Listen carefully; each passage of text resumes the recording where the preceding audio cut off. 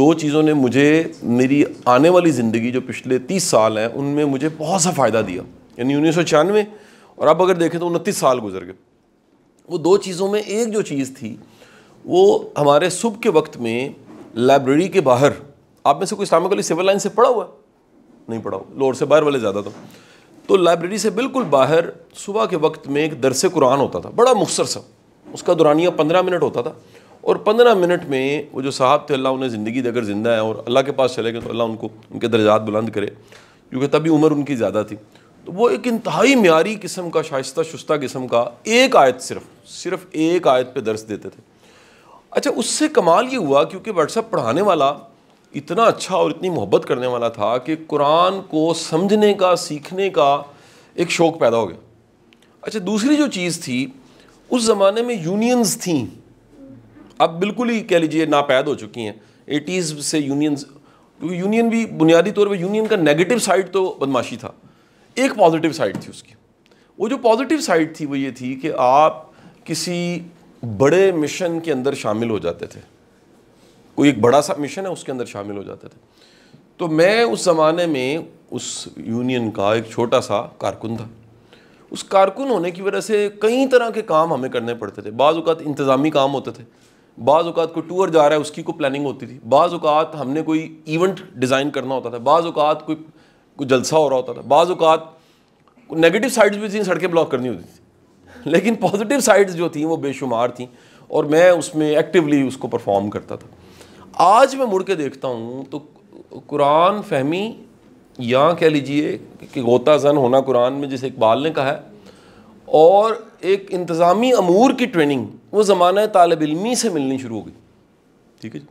تو ہماری بڑی خواہش تھی, میں نے میڈم ہنا سے بھی اظہار کیا, اسامہ صاحب سے بھی, یہ 700 بچے ہیں, ان میں سے واٹس ایپ کچھ بچوں کو اکٹھا کیا جائے اور ان کو مشن کے ساتھ جوڑا جائے. یہ جو مشنری احساس ہے, اور صرف ایک جملہ بول کے میں چاہوں گا, لکیلی نعیم بٹ صاحب موجود ہیں تو وہ بات کریں گے, پھر حسین صاحب بات کریں گے. ایک جملہ میں آپ کی نظر کرنا چاہوں گا. ہمارے بزرگ تھے واصف علی واصف, ان سے کسی نے جا کے پوچھا, واصف صاحب اگر بڑا مشن نہ ہو تو کیا کریں؟ ہر بندے کے بڑا سا کام کرنا ہے. آپ نے فرمایا جہاں بڑا مشن ہے اس کا حصہ بن جاؤ, چھوٹا سا حصہ بن جاؤ. اور ساتھ یہ بھی فرمایا کہ بڑے مشن کا لانگری وہ بھی جنت میں جاتا ہے. اس جملے کی ذرا گہرائی سوچے گا, لانگری کا ہوتا ہے روٹی لگانے والا, یعنی بڑے مشن کا روٹی لگانے والا بھی جو ہے وہ بھی کیا کرتا ہے, وہ بھی جنت میں چل جاتا ہے.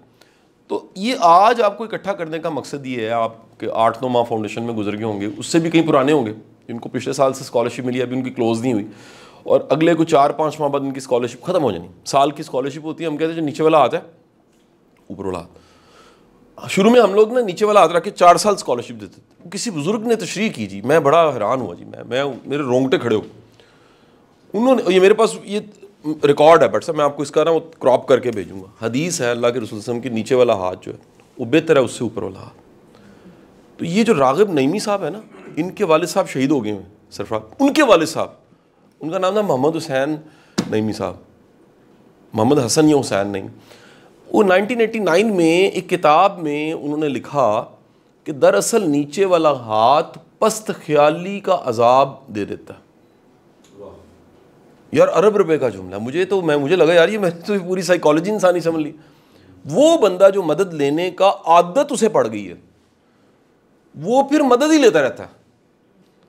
ویسے ان جرنل میں ڈسکریج نہیں کر رہا, کیونکہ میکانزم ہے اسکالرشپ کا, میں ڈسکریج نہیں کر رہا, لیکن خدا نہ خواستہ ایک بندے کی ٹانگ ٹوٹی اور ٹانگ ٹوٹنے کے بعد پلستر چڑھا, اور پلستر چڑھنے کے بعد پلستر اتر گیا, اور پلستر اترنے کے بعد فزیوتھراپی ہوئی, اس نے چلنا شروع کیا اور اسٹرک بھی چھوٹی اور پھر بھاگنا شروع ہو گیا. پروسیس یہی ہے. فرض کریں ٹانگ ٹوٹی ہے, پلستر کھل گیا ہے, فزیوتھراپی ہو گئی ہے, اسٹرک چھوٹ گیا, کہنا میں چلنا نہیں, مجھے اسٹرک پلستر دوبارہ چڑھایا جائے, تو کیا ہوگا؟ وہ ٹانگ جو ہے وہ آہستہ آہستہ مرتے اسے کہتے ہیں پٹھا مار گیا. میں نے بڑے لوگ دیکھے جن کا پٹھا بازو لٹکا ہوا ہے ساتھ ایسے کر کے پھر بازو مار گیا, ٹانگ مار گئی ہے. کیوں؟ وہ حرکت ختم ہو گئی ہے. تو آپ کے اندر جو ایک پوٹینشل ہے بلند خیالی کا, اس کو قائم رکھتے ہوئے ہم نے اسکالرشپ کو کر دیا 1 ایئر. یار جتنا کچھ سکھایا ہے اس کے بعد یار اب اگر بندہ پاؤں پہ کھڑا ہو کے ٹیوشن ہی پڑھانا شروع کر دے, چند بچوں کو پڑھانا شروع کر دے. مجھے بچے ملتے ہیں, اب میں پچھلے دنوں گیا ہوں مرید کے, ادھر کے اسٹوڈنٹس ہمارے ملے ہیں, 1000 بچہ انہوں نے اپنے گھر سے ٹیوشن سینٹر شروع کیا ادارہ بن کے. کسی نے اسکول بنا لی, کسی نے کالج بنا لیا, کسی نے جی شروع کیا وہ ایک پوری امپائر کھڑی کر لی. باہر کے ملکوں میں جا کے مجھے بچے ملے, اسٹوڈنٹس ملے ہیں کہ سر یہ ہم اکیلے چلے تھے, اس وقت فی معاف کروا رہے تھے, آج سر دیکھیں ہم نے 10 بچوں کی فی دے رہے ہیں ہم. تو آپ سے گزارش یہ ہے کہ آج سے جو آپ نے یہ, کیونکہ اس جو کلاس روم میں آپ آئے ہیں اس کی کوئی اٹینڈنس چیک نہیں ہے, باجی ہنا سے کہہ دوں گا اس کا کوئی رول نہیں ہے, کوئی نہیں آیا تو فی اس کی پیسے نہیں ملیں گے 10,000 روپے, کوئی نہیں ہے. اس میں آپ آئیں اپنی مرضی سے, آپ نے جب بھی مہینے بعد آنا ہے اپنی مرضی سے. اس میں سے کچھ بچے وہ 2 گروپوں میں اٹیچ بھی میرے ساتھ, وہ ہاتھ کھڑا کریں, واریئرز آف لائٹ والے اور سائیکولوجی, یہ دیکھیں نا یہ سارے موجود ہیں. اچھا ان کے ساتھ صبح میری روز صبح ہوتی ہے جی, روز سونے سے پہلے گڈ نائٹ میں کوئی نہ کوئی بات ہوتی ہے. تو یہ ذہنی طور پہ تیار ہو چکے ہیں کہ کچھ کرنا ہے. اور آخری بات کہہ رہا ہوں, آپ کے گروپ میں میں نے پچھلے دنوں شیئر کیا تھا ایک سیکرٹ. کیا تھا سیکرٹ؟ جس کو تم پریز کر رہے ہو, جس کی تم عزت کر رہے ہو, جس سے تم انسپائر ہو, جس کے بارے میں تمہارے قلبی رجحان ہے, کچھ سالوں بعد تم نے ویسا بن جانا. تو اگر بدقسمتی ہے کسی کی زندگی میں اس کی پسندیدگی فانی ہے, مشکل جملہ بول دیا ہے, بدقسمتی ہے کسی کی, اور خوش قسمتی ہے کہ آپ کی پسندیدگی جو ہے وہ باقی ہے, کہ وہ اٹرنل ہے. تو اللہ ہماری پسند کو, ہمارے انتخاب کو اور ہمارے پروفٹ اینڈ لاس کو اس جگہ کھڑا کرے کہ ہماری جو زندگی ہے جو کہ ختم ہونے کے بعد بھی رہنی, برزخ ہے, پھر قیامت کا روز ہے, پھر پتہ نہیں ازل سے ابد تک چلی ہوئی ہے, کہاں کن فایا کون سے کہانی چلی ہے. تو ہمیں اللہ تعالیٰ آج کی جو خیر ہے وہ قیامت کے بعد بھی وہ دے. کہ جب میں چھوٹا تھا تو میں ڈرامہ دیکھتا تھا, دن ڈرامہ.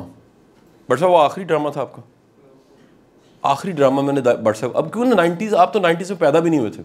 تو یہ 90s والے ہم جو تھے نا, ہم نے دیکھا الفا بریوو چارلی. وہ اس لیے چند دن پہلے وہ گل شیر کی ویڈیو میں نے شیئر کی. گل شیر میں کرنل قاسم ہے نا میرے فین. تو بٹ صاحب کا ڈرامہ جو میں نے دیکھا اس میں ایس ایچ او زاہد تھی اور امجد اسلام جو صاحب کا وہ ڈرامہ تھا.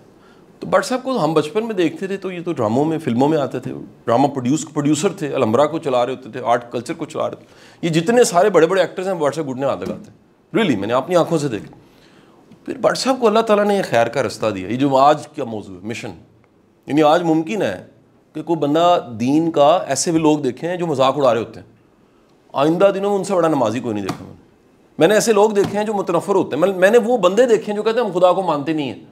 کوئی ایسی کمن کیری لائف میں ہوتی سجدے میں گر جاتے, اللہ کی مہربانی, اللہ کہتا ہے ہدایت میرا خزانہ ہے.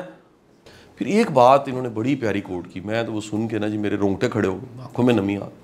انہوں نے کہا میں نے ایکٹر اور جتنا فلمی دنیا اور جتنے سارے دیکھے ہیں نا, میں نے آج میئر کیا ہے کہ جو دین کی برکتیں ہیں وہ مجھے زیادہ ملی ہیں. اللہ کے رستے پہ چل کے بندہ رسوا نہیں ہوتا, یہ نہیں ہو سکتا, رسوا نہیں ہو سکتا. میں یہ پچھلے دنوں تھا نا فلائٹ میں, تو میری بیگم نا ایک ٹک ٹاکر بھی ساتھ ہی بیٹھی ہوئی تھی. تو جیسے ہی وہ بینکاک اتری نا تو لوگ اس کو چمڑ گئے. انہوں نے کہا شاہ جی دیکھو تاڑے کول تو ایک بھی نہیں آیا, اے کول سارے ٹر گئے.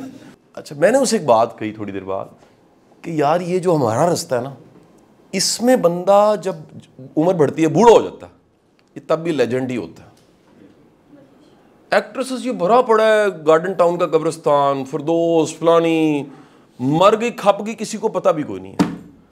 لیکن خیر کے رستے پہ چلنے والے کو آپ کوٹ کرتے ہیں, واصف علی واصف صاحب نے یہ فرمایا, بابا اشفاق یہ کہتا ہے, فلانے جو عالم دین تھے انہوں نے یہ فرمایا. وہ چلے بھی گئے ہیں, تذکرے ہو رہے ہیں ان کے, کیونکہ ان کی نسبت جو تھی وہ خیر کے ساتھ تھی.